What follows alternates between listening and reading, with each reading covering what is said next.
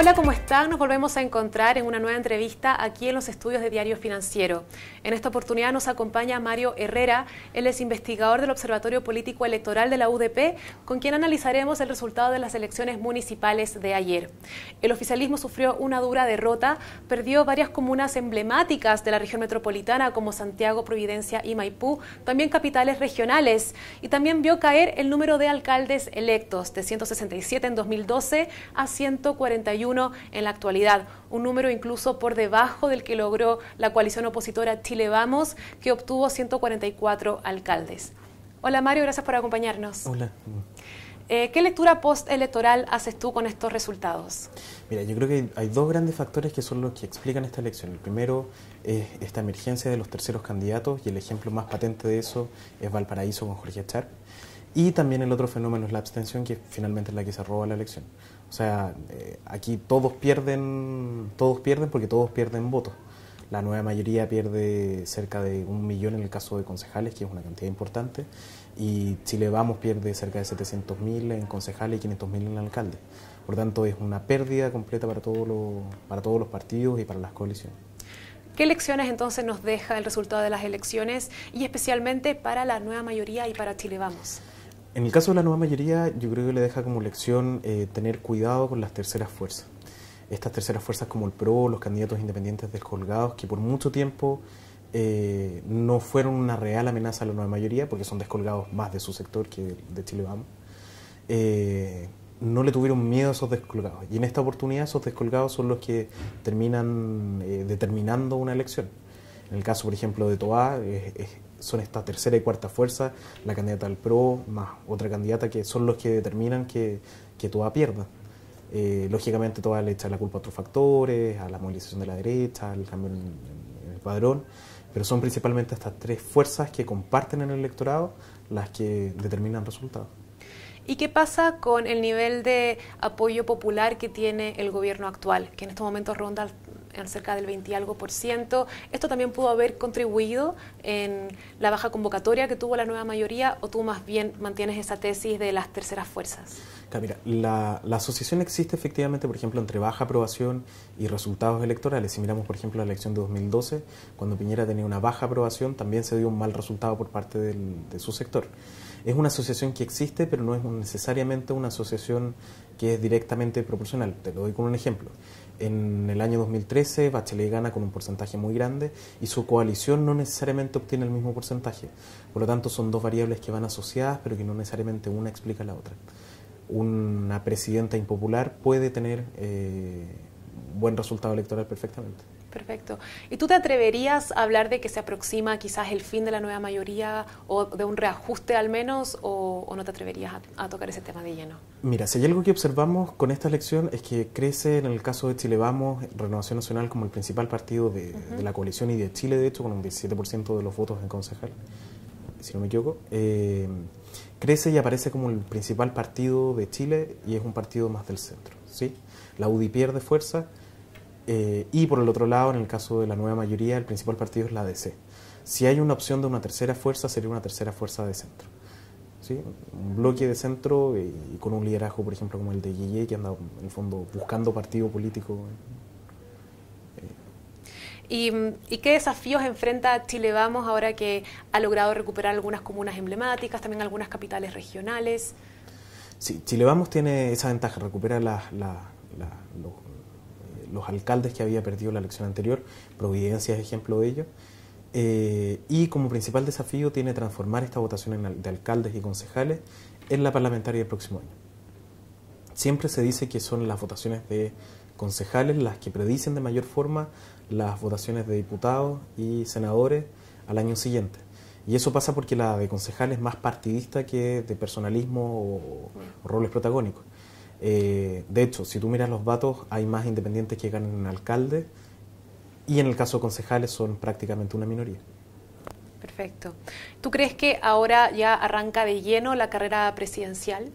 Sí, yo creo que si no ha arrancado, arrancó desde antes, porque en realidad tuvimos una municipal... Lentamente, pero ahora ya más profundo. Exacto, tuvimos una municipal muy marcada por una elección presidencial, y eso también pasa un poco por escenarios de incertidumbre. Tenemos En el caso de la nueva mayoría hay muchos candidatos, hay mucha gente que está dispuesta. Y en Chile Vamos, si bien la cosa está un poco más ordenada, siempre hay ruido con Osandón y otros candidatos. Pero ¿tú crees que, por ejemplo, que este golpe que ha sufrido la nueva mayoría puede afectar a las aspiraciones presidenciales de ese sector? ¿O también este triunfo, entre comillas, de Chile Vamos podría despejar el camino para la coalición opositora o para Sebastián Piñera? Generalmente lo que ocurre cuando hay pérdidas grandes como esta, las coaliciones se tienden a quebrar. En un escenario de la nueva mayoría con múltiples liderazgos y con diferentes precandidatos presidenciales, sería esperable algo como eso. No obstante, lo que muestra la historia en general es que la nueva mayoría siempre tiene una capacidad para reorganizarse que Chile Vamos no tiene. Chile Vamos pierde elecciones, se desordena y le toma unos 2 o 3 años volver a ordenarse y volver a ponerse de acuerdo, que es lo que hicieron ahora. La nueva mayoría encaja naturalmente mucho más fácil.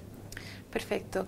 ¿Y tú crees que este resultado de las elecciones también golpea de cierto modo a la candidatura de Marco Enríquez Ominami, que el número de alcaldes que obtuvo el Partido Progresista en 2012 cayó en comparación a este año? ¿Cómo lo ves tú? Uno de los grandes perdedores de esta elección es, sin lugar a dudas, el PRO, tanto en concejales como en alcaldes. De hecho, los 3 alcaldes que obtienen son en comunas relativamente poco relevantes, Isla de Pascua. O sea, no son comunas que tienen gran influencia dentro del... y son con una cantidad de votos también muy menor. Perdió la presidenta del PRO en Santiago, Patricia Morales, perdió Marisela Santibáñez, que sacó menos votos que en su elección anterior, perdió Vittori, que en la última semana fue apoyado por el PRO. O sea, suma una serie de derrotas tanto emblemáticas como en datos agregados generales. ¿Y qué podemos hablar acerca del gran fantasma de la jornada electoral, que fue la abstención, que fue de un 65%, la más alta desde el retorno a la democracia y algo inédito también en Chile? ¿A qué factores atribuyes tú esto específicamente y qué podemos hacer para abordarlo? Mira, lo interesante con la abstención es que es difícil de explicar. La abstención es difícil de explicar porque tienes 2 fenómenos que se dan al mismo tiempo. Uno más optimista, que te diría, por ejemplo, que la gente no ve que su voto es decisivo y como no percibe que el voto es decisivo, simplemente no va a votar. ¿Por qué es optimista? Porque en realidad no es un problema con la democracia. Tenemos países como Suiza con porcentajes de participación en torno al 30% y son de las democracias más avanzadas y de los países más desarrollados. Por otro lado, mirando el barrio de nosotros, América Latina, tienes países como Venezuela con voto voluntario y con sobre un 60% y con la calidad de la democracia claramente cuestionada o mucho más baja que en Chile. Por lo tanto, esa idea de participación con democracia no necesariamente va de la mano. Ese es el primer argumento, el argumento optimista. En el fondo, las cosas están tan bien que da lo mismo si yo voto o no voto. No me estoy jugando un modelo, no me estoy jugando un modelo ni político, ni económico, ni social, sino que simplemente es más de lo mismo. El otro argumento es el pesimista, que es este que te habla del malestar con la democracia, que te habla de la crisis de las instituciones, como la bautizó Lagos, y ahí el supuesto detrás es que la gente está descontenta, y no va a votar porque no cree en los políticos. Estos 2 argumentos coexisten en la baja participación, entre los que se obtienen. ¿En Chile quizá nos acercamos más al segundo o tú crees que está equilibrado? Ese es el problema, que cuando yo analizo votos nulos, yo analizo personas que no marcaron que marcaron más de una preferencia, personas que no tienen un candidato fijo. Pero cuando yo analizo la abstención, yo no puedo determinar si es más uno que el otro, cuál es el que existe en mayor medida. Ahora, crisis de las instituciones es un tema para hablarlo en sí mismo en una entrevista solamente de eso, pero mirando datos no necesariamente existe una crisis de las instituciones. La gente no confía en ellas, pero cree que igual son lo mejor para Chile. Y hay quizás porque vemos que la abstención es un fenómeno más bien global, no está pasando solo acá, está pasando en muchos países en este momento. ¿Hay quizás alguna experiencia que nosotros podamos ver de otro país que esté abordando cómo enfrentar la abstención? Sí, la experiencia comparada habla de ciertos mecanismos que sirven para aumentar la participación. Hay algunos que son más eficientes que otros. Por ejemplo, el transporte gratuito y ese tipo de medidas el día de la elección. En general, lo que dice la literatura es que en un escenario de voto voluntario no tienden a afectar mayormente la participación. En definitiva, aunque le pongas transporte gratis a la gente, si no quiere ir a votar, no va a ir a votar. Y el que va a ir a votar, el que va a votar siempre, le da lo mismo pagar mil y tantos pesos en un pasaje de ida y vuelta, va a ir a votar sí o sí. La medida lógica sería instaurar el volver al voto obligatorio, pero pasar de voto voluntario a voto obligatorio tiene ciertos riesgos. La probabilidad de que emerja un candidato populista y que este candidato populista tenga alta votación, en el fondo estás obligando a una persona que no quiere ir a votar. ¿Por quién va a votar? Por el candidato que más le ofrezca. ¿Sí? eso es un riesgo más para la democracia pasar de voluntario a obligatorio que mantener el voluntario. Perfecto. Muchas gracias, Mario. Estuvimos conversando con Mario Herrera, investigador del Observatorio Político Electoral de la UDP. Estamos atentos al resultado de las elecciones municipales, también a las reacciones que ha generado, y lo estaremos informando siempre a través de nuestro sitio www.df.cl y también a través de nuestras redes sociales. Muchas gracias.